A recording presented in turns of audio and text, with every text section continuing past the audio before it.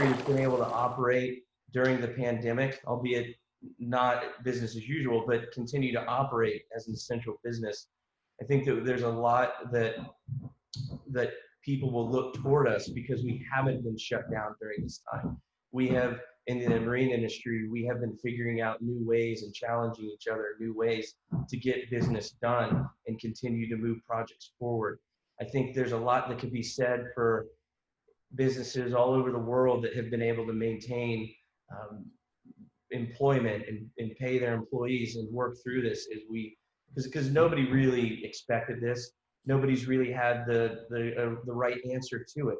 But if there's anything that hopefully we could show the world, meeting the marine industry, is that, hey, there's a way that you can work through it. We work together, and that you take pride in that work. And I think that we could really have a really strong influence on folks as they re-enter back into the workforce.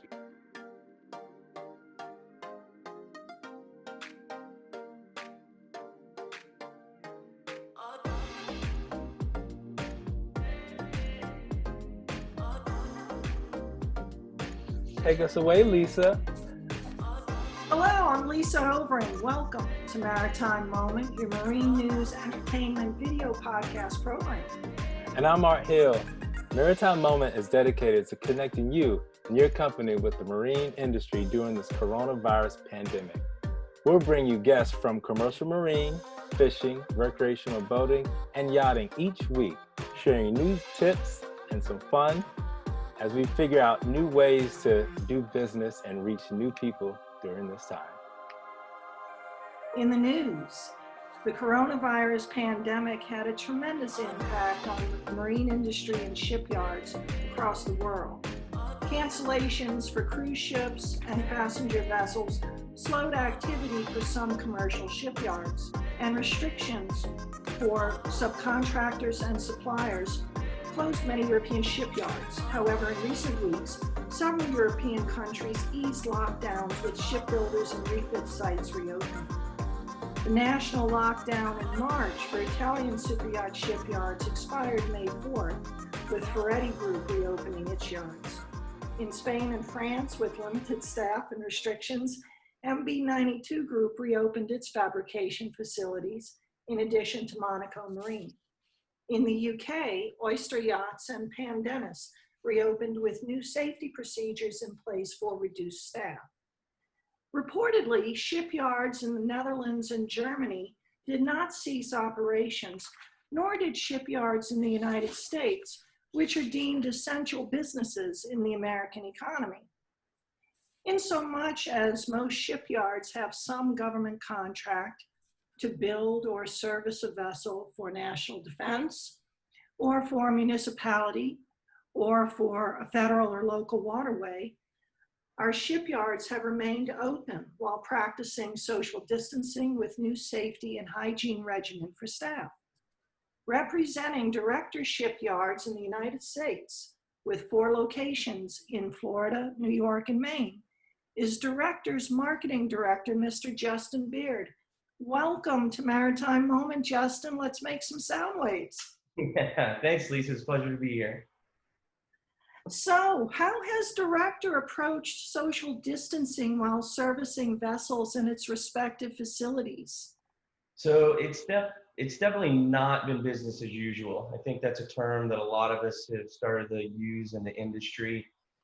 As you know, working on ships, whatever it's commercial, yacht, even small pleasure crafts, you're going to be in close proximity to other people. And seeing that we are an essential business, we want to make sure that our employees, our clients, and everybody in our communities are all safe. And so we've operated with an abundance of caution moving forward, following CDC's guidelines, implementing safe social distancing standards. If you walk around our yard down at Dania Beach, you'll see that we have tape all over the floor when people go to the ship store to get supplies for a project they're working on. We've got the tape on the floor. Everybody has to stand, 6 feet apart.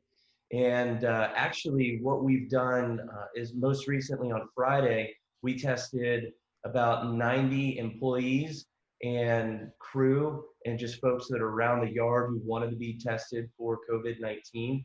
And we were thrilled that we came back with, everybody was fine. There was Oh, wonderful. nobody who had it. Yeah, so we're really excited about that. We teamed up with the local agency in Fort Lauderdale, and we were able to get everybody tested. And then moving forward, we'll be able to test on an as-needed basis, working with the same partner. But it was really just to take that extra layer of precaution to ensure that It's so responsible. yeah, now that our yard is starting to open up a little bit more and we're getting some movement, we're bringing employees back on, and we're gonna have more people in the yard. So we just want to make sure that everybody's safe and healthy as we get back to work, because it's just so important to be conscious of other folks who might be susceptible to this, because there's some of us who have a natural immunity, and I don't know if I'm one of them, but and I don't think anybody really knows, but there's certain people who are very susceptible. So we all have to continue to do what we can to ensure that we stay as healthy and as clean and safe and sanitary as possible, and no matter what kind of work you do. What kind of tests do you all do? I haven't gotten one at the mall yet. Aventura Mall in Florida, where I am, has a finger test, and you get the results like the next day. Yeah, so that's what it was. It wasn't like a 15-minute test. I think it took a day or two for us to get the results. I think they came back on Sunday. So I was talking to our HR director down at Dania Beach, and our COO and James Brewer, of course. So we've been in close contact with everybody just to make sure that we all know what's going on in the yard, and it's great to know that everybody is healthy. And so as we get back to work, we can just keep on the course that we sort of, I mean, if you want to say we left, but we've always been on it. It's just you've got to kind of slow it down a little bit and just and reevaluate projects as you're moving forward, because this business it's constantly evolving with what's going on in the world. I think the marine industry can really be at the cusp of leading the way in various sectors on how to be responsible and stay open. I was talking with our first guest from Maritime Moment, Michael Moore, maritime attorney. While it wasn't on our video, he had commented that he thinks in the future cruise ships will be so safe and sanitary. And I was like, really? And he says, yes, you can't be in a better place. And he said that will be because we might have a health passport. You would be tested and certified within 3 days of the trip that you were healthy. And I think we're going to see some changes in ventilation and passenger spaces, perhaps. Sure. So I think that starts in the yard. Yeah. It starts in the yard, doesn't it?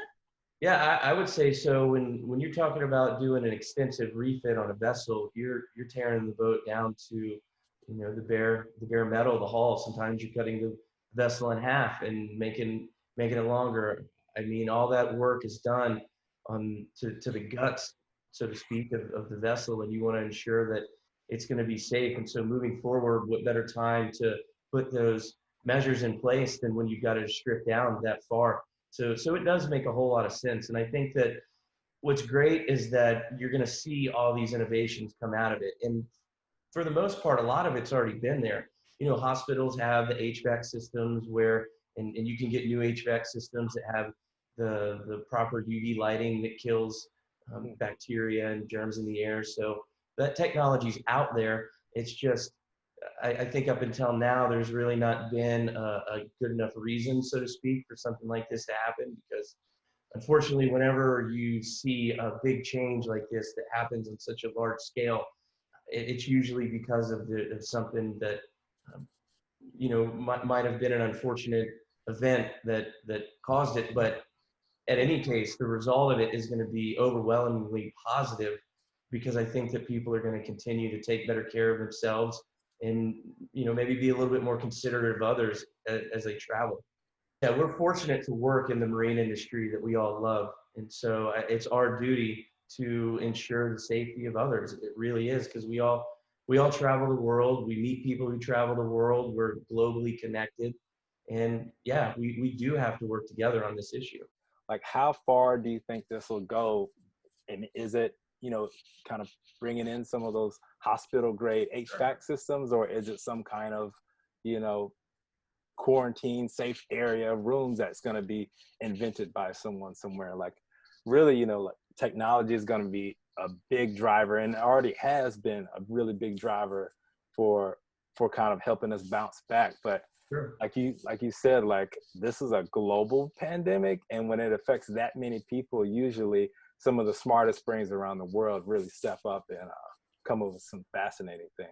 Sure. Yeah, I think that you're going to see a lot of innovation come out of this. And when it comes to refitting a vessel or a new build, it really depends on, I mean, quite frankly, how much money you want to spend when it comes down to it. But I think that you're going to have some owners that if it's a health issue for themselves or their crew or any guest who might come aboard, they're going to go the extra mile to ensure that those folks are safe. And so I think that, yeah, you are going to see a lot of this new innovation that comes in. Is there anything different going on when you board a vessel at the yard with social distancing and safety? Sure. So last week I had a chance to go down to our Dania Beach facility. As you know, I work out of the new Fort Pierce location, so I try to make it down to Dania as often as possible. And when I was there, we were hauling a vessel, and it was, what I observed was proper hand washing and hand sanitation coming on board, social distancing between crew of the boat and our own crew that were working the haul out team. Our project manager usually gets on the vessel to help with the lines whenever we position it to haul out with the 900 ton. And so you see that, and everybody's wearing a mask. We tell boats, if one of our guys doesn't go on your vessel, we hope that you're wearing masks. We're going to wear masks too. So we've got the N95s, and we make sure that it's the proper mask and everything that we can to ensure, again, the health and safety of our own employees and our clients. Because again, we're trying to take every precaution, and I think James Brewer says it the best when we proceed, but it's with an abundance of caution, because we know how dangerous this can be, and we also want to continue to work too, because that's our livelihood and that's what we do. So it's just, you have to adapt to it as you deal with these issues. Sounds good. Now, we have 4 locations for Derecktor Shipyard. That's correct. Tell us about them. So let's see here. We can start with our headquarter location, and where the company started back in 1947, and that's in Mamaroneck, New York. I think that anybody who's familiar with the Derecktor name, the family, the company, knows that it's based out of New York, and that there's a lot of history there. When in the sailing community and the workboat community, the New York yard is very unique in that when Bob started all those years ago, he was really focused on building wooden sailboats and building the best wooden boats ever built. So that's really where he started to make a mark in this industry. And then when he started moving towards aluminum construction, we were really on the forefront of that. And he saw the boats transition into your large aluminum racing sailing yachts. And so the 12 meters and all those great boats, Stars and Stripes, America's Cup winner, then in the Coast Guard cutters that we built at the Rhode Island facility when that was open, of course, Cakewalk when Bridgeport was open. So New York really is a unique place, and nowadays it's mostly focused on the commercial work.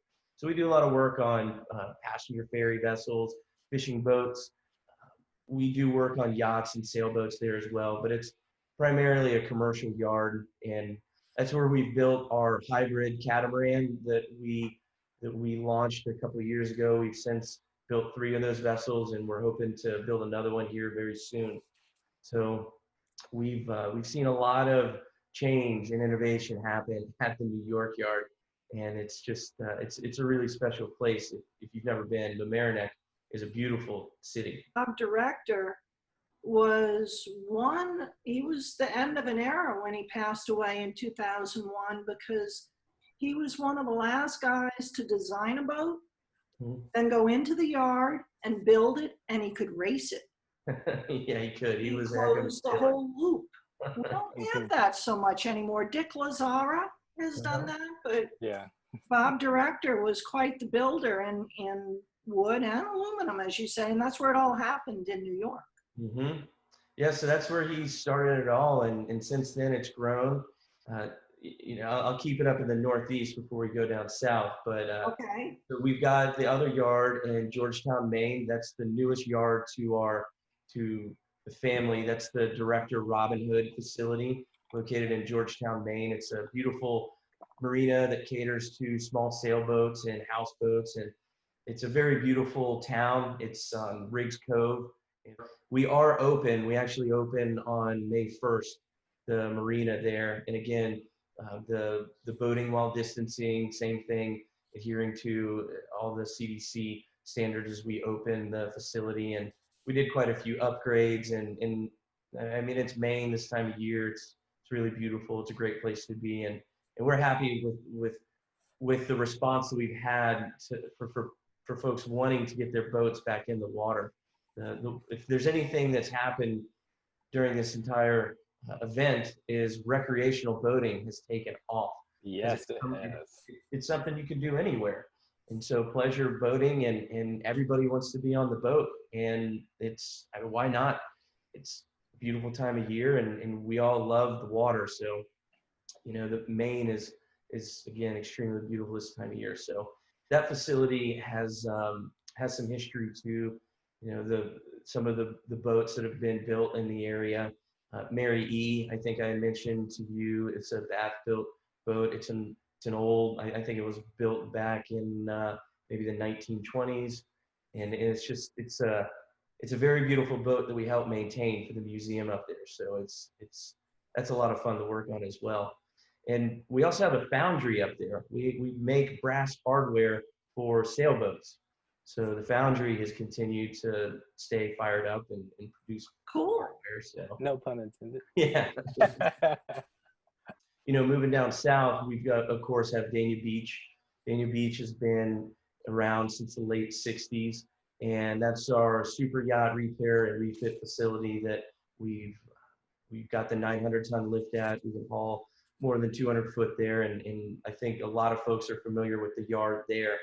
And we continue to operate, well, not business as usual, but continue to operate there. So we've had projects continue to go on during the entire pandemic, and we're excited about everything that's happening in South Florida now, because it seems like we're starting to see a little bit of movement. We're slowly starting to see a little bit of positive movement forward, which is exciting. In fact, I think I was just reading that the Cannes is going to be on, or at least try to make it happen. So, I mean, that's certainly great news for the industry. Well, I'll tell you what, over here on the East Coast, like, we never actually closed the boat ramps, but I mean, absolutely, that was the only thing to do. And I tell everybody, I'm like, it's good to see this amount of people on the water using their boats, because I think they're finally getting the appreciation of what boating offers you. And it is that freedom, once you're out there and you're with your family, that's your close loved ones, and you're out in the water, and it's a beautiful day out. I mean, we've had, outside of the tornado this morning, we've had beautiful weather. I mean, it's just been perfect boating weather. So I think that's been a big reason of why some of the service yards, even on our coast, have been slammed. The mechanics have been backed up. The shops that were able to stay open, some of the boating shops are doing pretty well, despite, everything that's going on. But I think, like you said, it's really good to see, and I hope people kind of stick with it, even though I am a little bit, wary about jet skis and, jet skis versus fishermen. That's a whole topic in and of itself. That's another show. We won't even go down that road. But I tell you what, I am happy to see families out in the water and really enjoying themselves. Like, that makes me really, really happy. Yeah.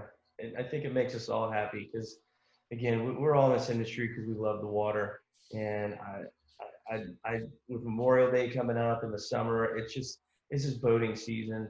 And if there's one thing that, again, we can do safely and keep our distance, because you never really want to be on top of somebody else when you're fishing or enjoying your boat anyway, because that's just, I mean, that's just not how you want to operate it. And so it is that sense of freedom. It's very much so. So Justin, you have a beautiful sign in back of you, a visualization of Director Fort Pierce, no job too big. This is going to be a proposed new U.S. Superyacht Hub, not just for Derecktor, but for the biggest super yachts coming to the United States with a very deep water draft, easy land access, no fixed bridges. Tell us what's happening, if everything's on schedule with the 1,500-ton mobile boat hoist, the permitting. Where are we? So we've remained on course, albeit we've kind of taken you take a little detour from time to time, but we're actually still on pace to get the lift by the end of the year. And so we're really excited. We've spoken with Chimolai Technologies, and they've assured us that we've only been delayed a few weeks. And so we're hoping for delivery of that machine end of November, beginning of December. It really just depends on when they can get it shipped out and then get it up here. So the lift is on its way. Meanwhile, we are going through the permitting process to get the infrastructure in place to support the machine. So we've got to do the large build out on the concrete pier. I think, let me see if I can do my best impression here, but yeah, you know, we've got the lift up here, and then it's somewhere, yeah, this way. The haul out slip is actually going to be over here now. This rendering is a little old. So, however, the plan is still to do exactly what we set out to do all along, and to lift some of the largest motor yachts in the world using the 1,500 mobile boat hoist. And so if you're familiar with our machine down at Dania Beach, the 900-ton, it's a massive machine that really changed the industry when we put it in service back in, I believe it was 2012. And we've been extremely proud of bringing that machine to South Florida and being able to do the work that we can do there. And we could lift a slightly larger vessel. We're just limited in space with the, sorry, my phone was going off there, but we're just okay, we have callers. They're looking for dockage and they get hauled out here. So we're limited in space. And here in Fort Pierce, as you mentioned, there's a ton of great, it's just really great facility, and it's a great layout. You have the deep water access to the turning basin here. You have the large turning basin. You have no other obstructions. It's really ideal for the work we want to do. And I know we're about 90 nautical miles north of Fort Lauderdale, and a lot of folks might have never heard of Fort Pierce, but I can guarantee you when you come to this town, you will fall in love with it, because the downtown area is beautiful. We have great food. There's good breweries. It's that old Florida vibe where it's a little bit slower pace. It's not your fast go, go, go of South Florida.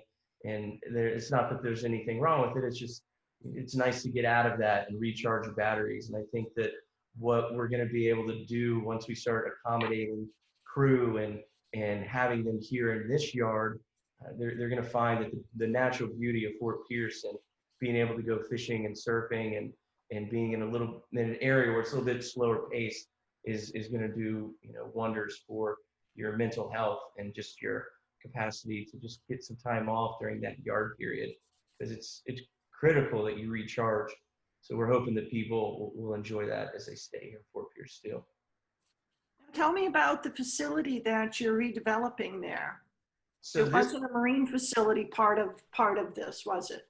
Yeah, so the facility here at the Port of Fort Pierce, it dates back to the early 1900s when, in fact, the facility and the inlet are, I want to say it's going to be the centennial next year. So it's kind of ironic that we're going to be here, hopefully operational, hauling out vessels right at about the 100-year anniversary. And it's a whole new world for the Port of Fort Pierce. And we're really, really excited about that. But I don't know if folks know, but the Navy SEALs, the U.S. Navy SEALs, they actually started here back when, yeah. And so this was a training ground for them. There's actually a Navy SEAL museum here in Fort Pierce, and they've got all cool boats and all kinds of SEAL memorabilia. And so it's really unique, the history, once you really dive deep into what has happened here in this port. And so it's changed over the years. Again, the Army opened it, and it was really for some larger ships that were coming through here. That's why they built the inlet to begin with. And then it turned into more of a commercial shipping port that saw things like lumber, cattle, citrus industry for decades run through here. Yeah. And then when those industries sort of dried up, it just kind of sat vacant. It was a commercial shipping port that ran goods to the Bahamas. There's another gentleman here who worked and did refits here on yachts for a couple of years. So it's had a very interesting past. And the building that we're operating out of is actually a former packing house.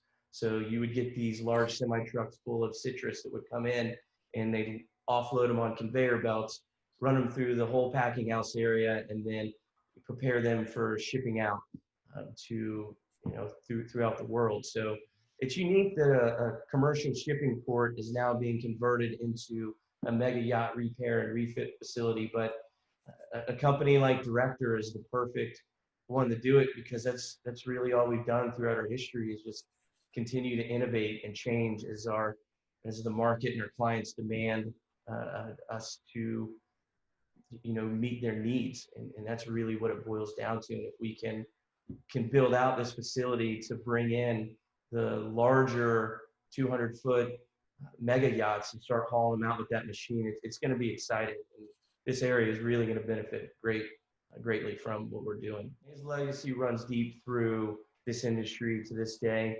and through our business, what we do. We have high expectations of our employees. We have very high standards and high quality work, and it's that drive and that philosophy that Bob Derecktor instilled in employees here. That's just the way that we operate. So it's really an amazing opportunity for the company to be able to build this facility out. And what's interesting is that the whole deal for this does date back a couple of decades. Bob Derecktor was actually looking at Fort Pierce almost 30 years ago to do a yard here, but we could never get the deal done because the former owner of the property didn't want to sell it. And so it's just, and that's why it sat vacant for a while, just because there were so many hands that this property transferred through. And now that it's owned by St. Lucie County, and we've entered into a public-private partnership with them, we've been granted the great honor of operating this yard and bringing it up to standards of the industry, and then inviting the world's fleet to come to Fort Pierce and just see what we have to offer. Any big plans for the 75th anniversary? So I'm happy that you asked, Lisa. We're actually working on a very exciting project right now, where we're going to be doing a video for our 75th anniversary, and we're hoping that we can get some support from the world at large, and we're going to be launching a social media campaign. We're reaching out to folks, asking them to share their best stories about Bob, or a boat that was built by Derecktor, or work that they got done at their yard, or at one of our yards, or just a story in general that maybe Derecktor inspired you to get into boating or get into whatever particular trade. I think that people in this industry and people that know the Derecktor name are very familiar, and I think that if you've ever visited one of our yards, you might have a story to tell, and you might have a cool photo to go with it. And so we're hoping folks can share, and we're going to be launching this, as I said, on social media. And I was glad that we were able to make this announcement formally on your podcast, because it's perfect timing for what we're trying to do.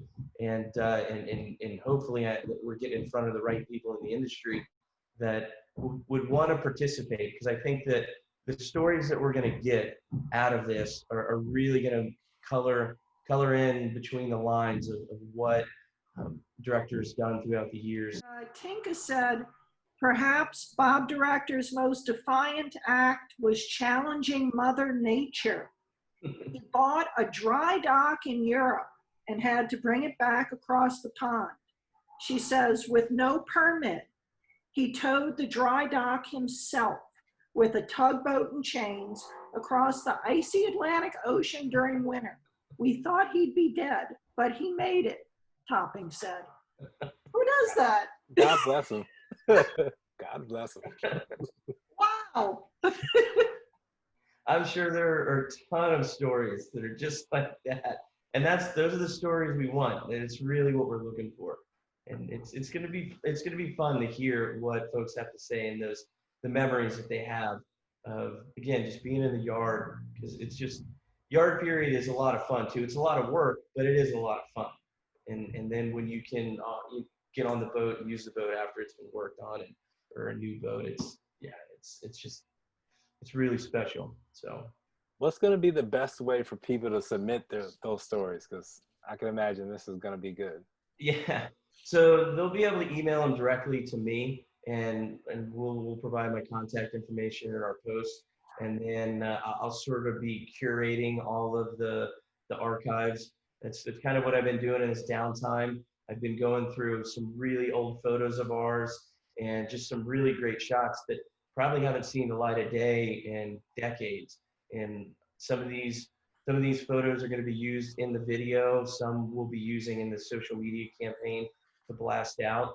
But I think that sharing the rich history and just hopefully just getting some really great stories, it's a fun project to be a part of. So I'm excited. It's, this is the journalist in me that's starting to come out, and I get to do this really great human interest piece, and it's about Bob Derecktor. You're gonna love it. There's just so many people with great stories, and they should be documented. Yes. Well, for posterity's sake. Before we close the show, Art, let's do some rapid fire. All right. Rapid fire. So you ready? So basically, it's just going to go like this. I'm going to ask you about 5 or 6 questions, and you can answer them as fast as you want, shooting from the hip, or you can get in pretty detailed. I know our last guest, Michael Moore, definitely gave us some colorful answers. So here we go. The first one, when you're docking, do you prefer joystick or throttle? It's throttle. I grew up on small boats, so I'll be honest with you, I've never used a joystick. Perfect answer. What questions that you wish we had asked you that we didn't get to? I'm a DIY guy. I've rebuilt a couple cars, a couple of boats myself. I'm currently working on a 68 Firebird right now. It's something that my dad and I have been working on this thing at nights during this pandemic. So I'll get off from work, and then we'll go to my uncle's barn in Western Vero Beach, and we'll work on the car for a couple hours. This past weekend, we were cutting floor pans out of it, and we're going to put welding in new floorboards. And I've learned how to weld during this pandemic, so it's been a fun project to work on with my dad. That brings me into another one of my favorite questions: is what was your first boat?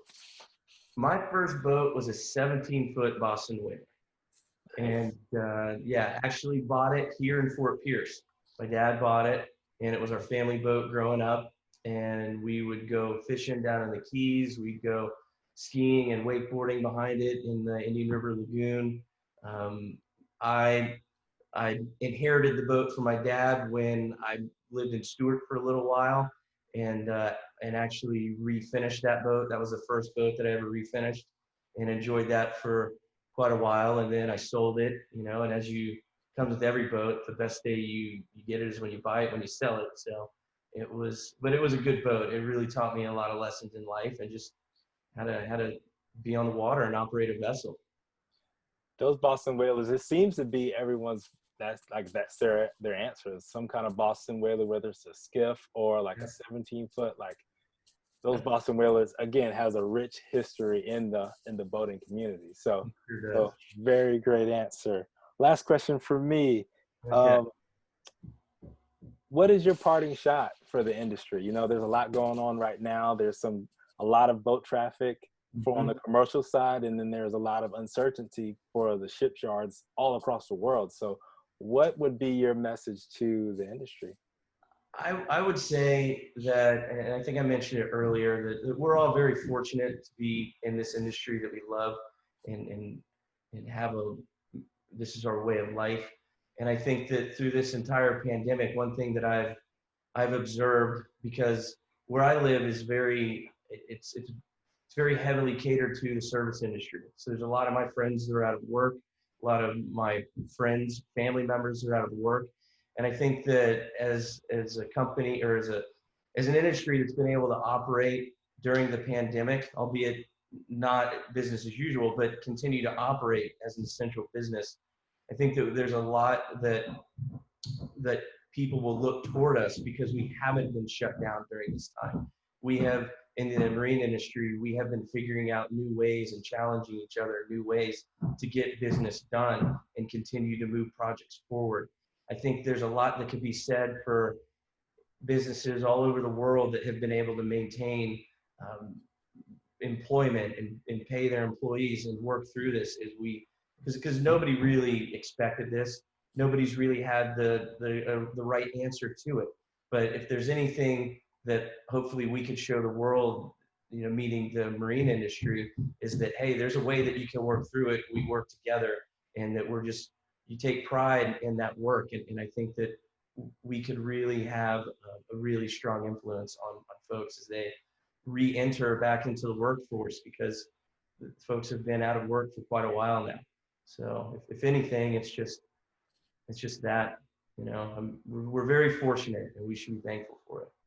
We should. This has been a lot of fun, Justin, and we appreciate you sharing your vision, what the company's doing, and having a chance to reflect upon the Derecktor heritage. I'd like to offer everybody some direction from Bob Derecktor with one of the last quotes. I think it's very appropriate with our times of uncertainty in the marine industry and in our world. If Bob Derecktor were here today, he'd spend every second building boats. There was no time to waste in this life or the next. On his deathbed, after he was given morphine, he phoned a man regarding a big project that was in the works. His children, Barbara, Tom, and Paul, watched in disbelief as their dying patriarch charmed the man on the other end of the phone into thinking he was just fine. Derecktor actually said, "I'm in Boston working on a project, and you can catch me on the run." His last words were, "I'm still here." Bob's daughter, Barb, surmised her father was preparing for work on his next project on the other side. Maybe it was a declarative statement rather than a question. I'm still here. His shipyard is still here, thriving. His classic sailboats still crash through the waves, spinnakers flying. The old man believed in reincarnation. Derecktor told stories about working on a chain gang in another life, and also believed he'd been a Viking centuries ago. I don't think he'd be wasting any time sitting on the sofa. No, that was But not. we hope everyone has enjoyed this show from their sofa or their desk. Please tune in to the next episode of Maritime Moment. Thank you, Justin, for joining us. You're welcome. Thank you for having Lisa Overing with Julie Raines and Art Hill. And thanks for making some sound waves.